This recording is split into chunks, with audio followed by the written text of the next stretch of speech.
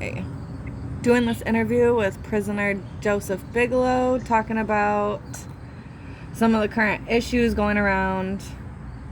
Okay, so the age and cognitive maturity when crimes are committed have been debatable as a prisoner who was 20 when given life. What's your view on this matter?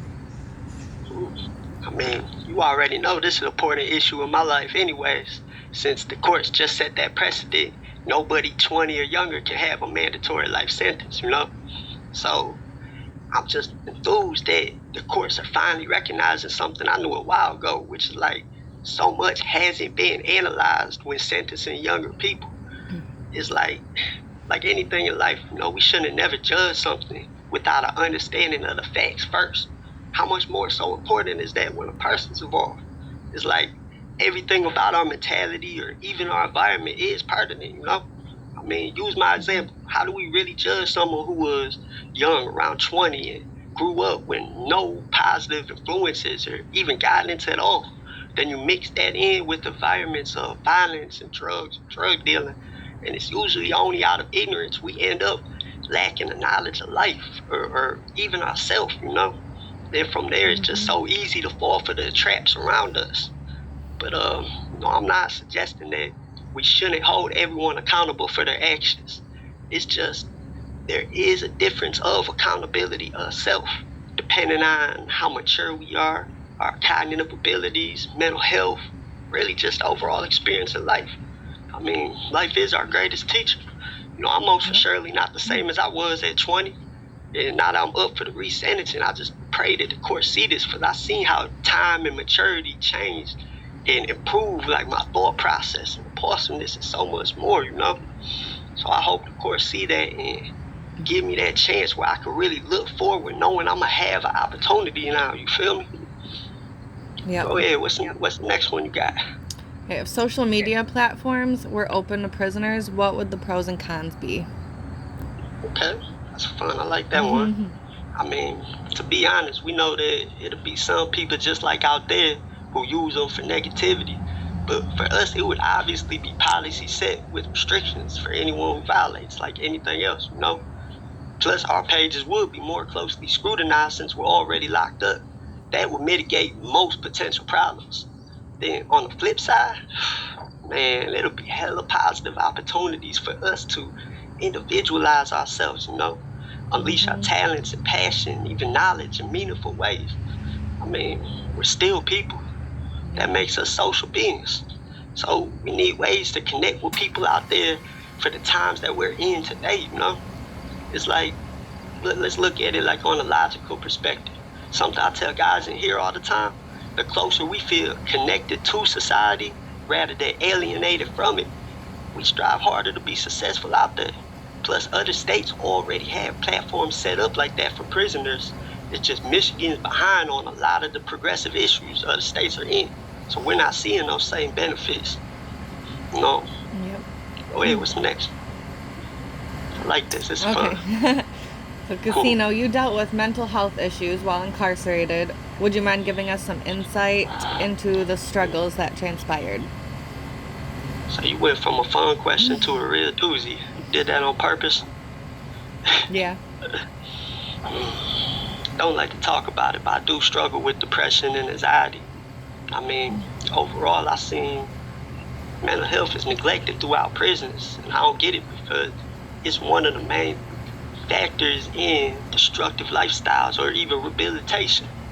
And then for me personally, it's just I've been through a lot of situations that's really taking a toll on me. Like, I've been harmed by staff 3 times seriously where I didn't provoke it, which I'm gonna go deeper on my pages, since we have a time limit here.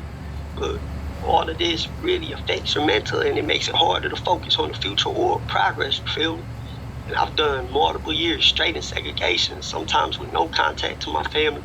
That's another difficulty, along with just everything that comes with the mandatory life sentence. That's been on my mind these last couple of years, which, I don't know, it's really been harder and harder. And a lot of it been on my mind lately, but at the same time, I'd have to say that it's like a painful blessing at the same time. Right. That makes any sense? I don't even understand. I don't even know, but I say that just because been too many Mm-hmm. people that I lost, that I love, hopes, dreams I had, material things, to the point where it really brought me to my lowest, you know. Yeah. But at the same time, it has given me a valuable insight and that type of resilience that you can only find by being pushed continuously past your perceived limits and your breaking point till you see Mm-hmm. like what's actually inside yourself. The only thing I Yep. hate to admit about it, hate to talk about really, but it's relevant to that question. Last year I hit a point where I really did feel broken, hopeless. I just wasn't myself at the time when I tried to kill myself, and I ended up in the hospital for 7 days. But it did give me a first-hand experience at how MDOC responds to mental health struggles. For the most part, it's a joke. They try to bounce you around for some Mm-hmm. facilities, and most of the time they're acting like it's a punishment rather than trying to help. And there are some people here and there that actually can take it serious, but you really don't receive no individualized treatment like we would actually need to make the progress, to bounce back. Mm-hmm. You feel me? Right. Then they use meds and stuff that a lot of times the meds they try to put you on slow you down or harm you, have more harmful effects than anything. It don't help your actual conditions, Mm-hmm. It's just bad. I've been blessed to be strong enough to have bounced back on my own, but everybody isn't. And it's just like Yeah. I've seen a couple things really that prevent the progress. And one is obviously just indifferent therapists or staff. Like if you're already in a dark place and you reach out to help, but the people that's supposed to help you, but they play you sideways like it don't matter. That can be that last little push over the edge, you feel me? It's like then they have kind of unwritten regulations that hinder people who do care from doing what they normally would. Like I seen something quick here for that reason, right? And one explained it perfect before she left. Miss Chelsea Jones, who was a militant, straight to business, like real professional therapist. She explained how difficult it is on them because anything they say or do about prisoners is scrutinized to the point where like they'll be harassed or even fired despite having right intentions. Mm-hmm. I don't understand how people like her are the ones who get pushed away when they're the special kind that could really help improve our chances. I mean, just like out there, sometimes we need people to talk to too. Help us make us Yep. feel like we're people still. But that gets hard Mm-hmm. in here sometimes. It's such a negative environment. And I mean like a person's heart can only be neglected for so long, until we just feel dead inside. Food for thought. What's next? Mm-hmm.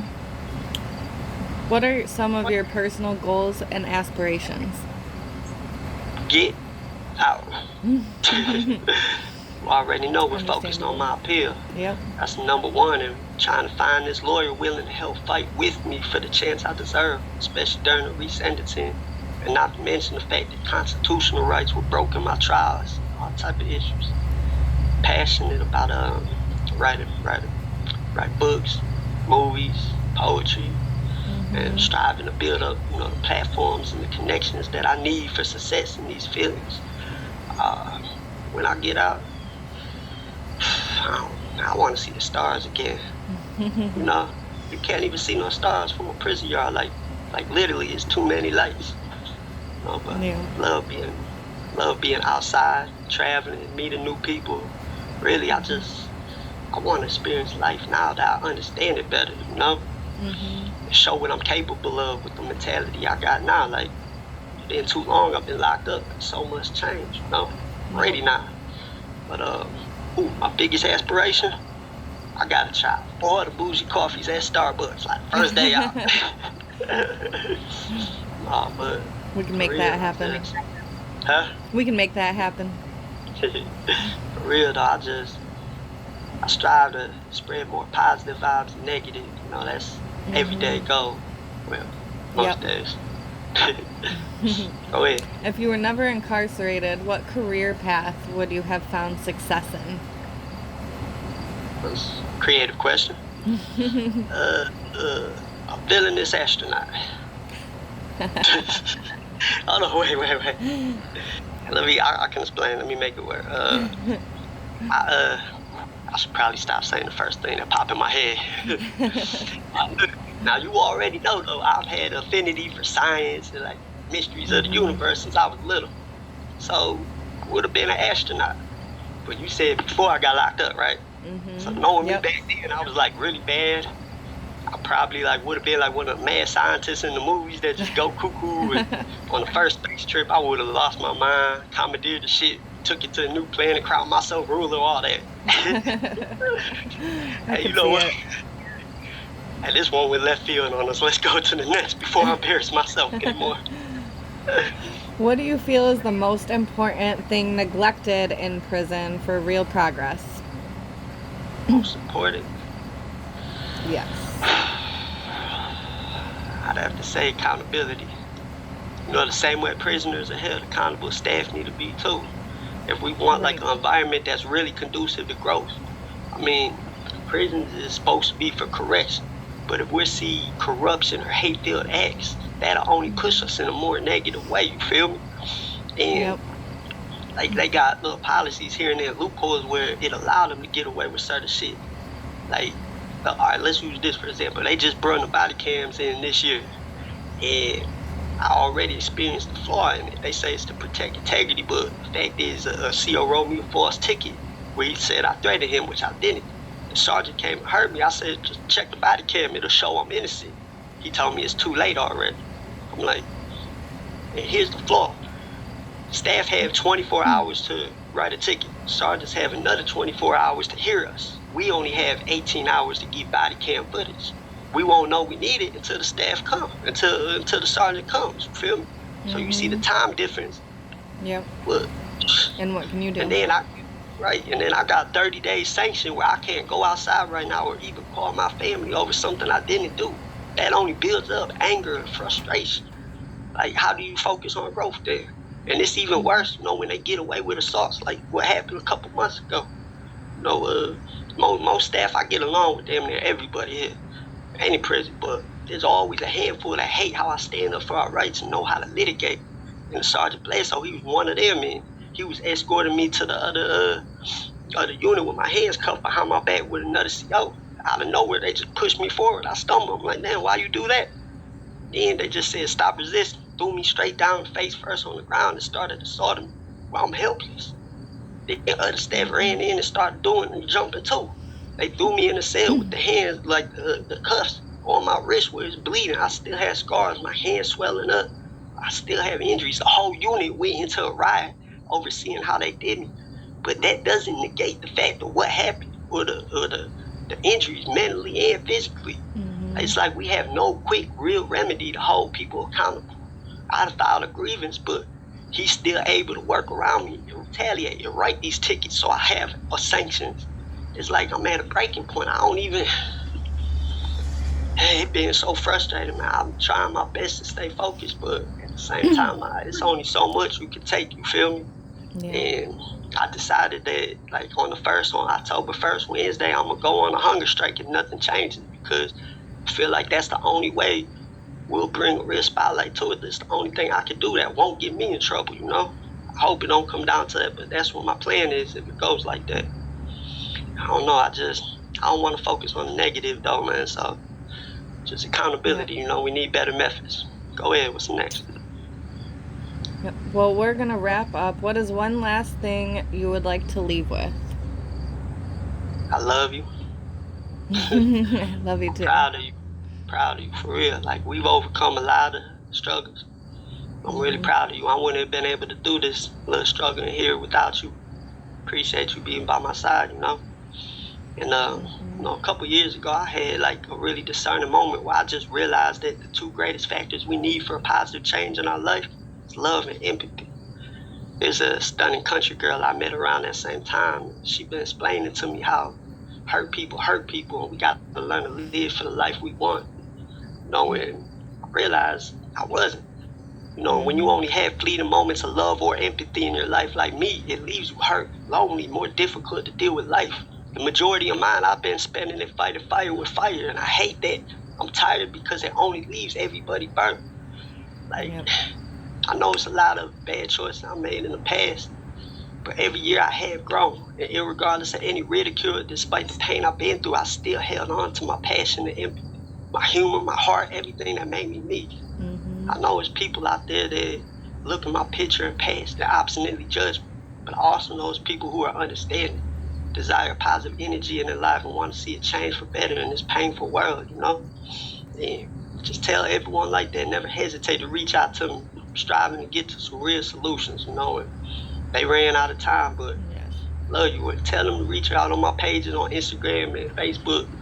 And really just JPay, MDRC number 707-469. They got to leave an address or a phone number for me to reach back. I can only receive messages. Love you, though. This was fun. Love you. Appreciate the opportunity. I'm going to call later at 2.